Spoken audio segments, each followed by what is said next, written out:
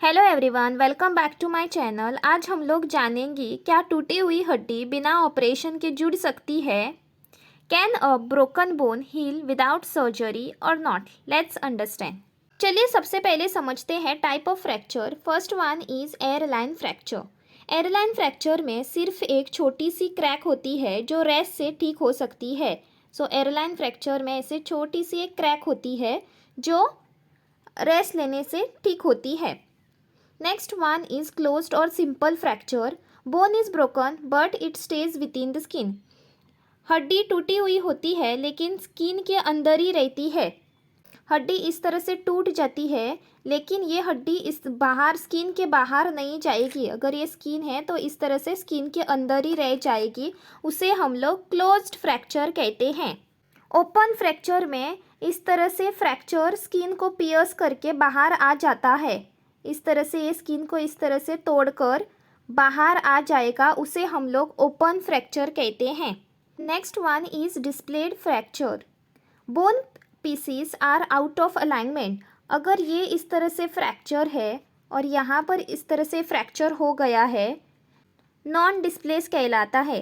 लेकिन displace fracture में इस तरह से ये अपने अलाइनमेंट से बाहर आ जाता है, इसे हम लोग डिस्प्लेस फ्रैक्चर कहते हैं। नेक्स्ट मैंने आपको पहले ही समझाया है ओपन, और उसे दूसरा नाम है जिसे हम लोग कंपाउंड फ्रैक्चर भी कहते हैं। कंपाउंड फ्रैक्चर या ओपन फ्रैक्चर में बोन ब्रेक करती है और स्किन से बाहर निकलती है। Bone breaks through the skin. Next जानते हैं when can a bone heal without surgery. कब बिना ऑपरेशन किए हड्डी जुड़ सकती है, ये जान लेते हैं। First one, if the fracture is simple and well align. अगर वो सिंपल फ्रैक्चर है और उसका डिस्प्लेसमेंट नहीं हुआ है, अच्छे से अलाइनमेंट में है, तो ये फ्रैक्चर बिना सर्जरी के भी ट्रीट किया जा सकता है। नेक्स्ट है अ प्लास्टर और स्प्लिंट इज़ इनफ। सो इस फ्रैक्चर में इस तरह से प्लास्टर लगाया जाता है और स्प्लिंट डालकर उसे कंजर्वेटिवली ट्रीट किया जाता है, यानी बिना सर्जरी किए ट्रीट करते हैं।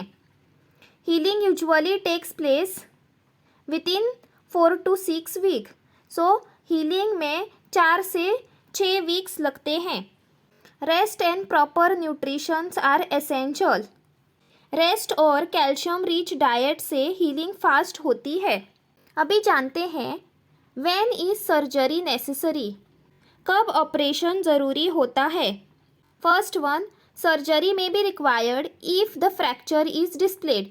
अगर मैंने आपको बताया है डिस्प्लेस फ्रैक्चर कैसे दिखता है, ये अगर इस तरह से फ्रैक्चर है और इसका अलाइनमेंट इस तरह से हिल गया है, ये इस तरह से बोन है और इसका अलाइनमेंट फ्रैक्चर होने के बाद इस तरह से हिल गया है, तो इसे डिस्प्लेस फ्रैक्चर कहते हैं, यानी ये अपने अलाइनमेंट से हट गया है।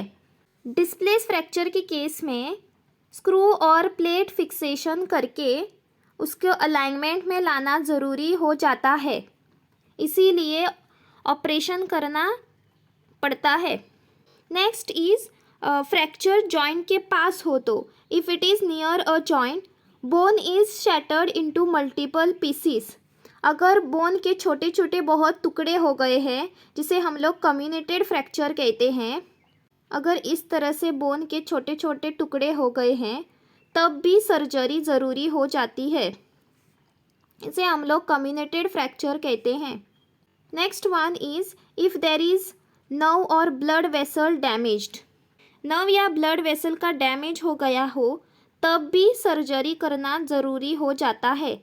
अगर हीलिंग के चांसेस लो हो विदाउट फिक्सेशन तब भी सर्जरी ज़रूरी हो जाती है। Surgical fixation methods. So doctor में यूज़ प्लेट्स और screw.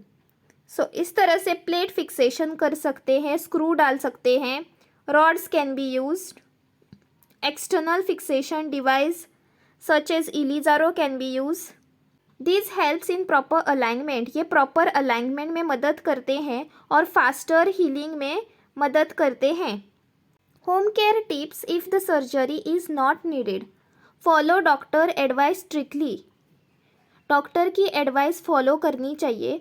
Don't remove the splint and the plaster early. Plaster sling को प्रॉपर यूज़ करना है। Get regular follow up and the x-ray. Doctor से इंस्ट्रक्शन फॉलो करने हैं और फिजियोथेरेपी एक्सरसाइजेस करने हैं। Start physiotherapy when allowed and eat the food which is rich in calcium and vitamin D. Diet में calcium और विटामिन डी लेना बहुत इम्पॉर्टेंट होता है। Conclusion, not every broken bone needs surgery. तो दोस्तों, हर फ्रैक्चर अलग होता है, हर टूटी हुई हड्डी का ऑपरेशन ज़रूरी नहीं होता है, लेकिन डॉक्टर का एडवाइस लेना बहुत ज़रूरी होता है। But ignoring a fracture can lead to improper healing. अगर फ्रैक्चर का ट्रीटमेंट सही से नहीं लिया तो इम्प्रॉपर हीलिंग हो सकता है। Always consult a doctor to decide the right treatment. Thank you. अगर आपको ये वीडियो पसंद आया हो तो लाइक शेयर सब्सक्राइब ज़रूर कीजिए।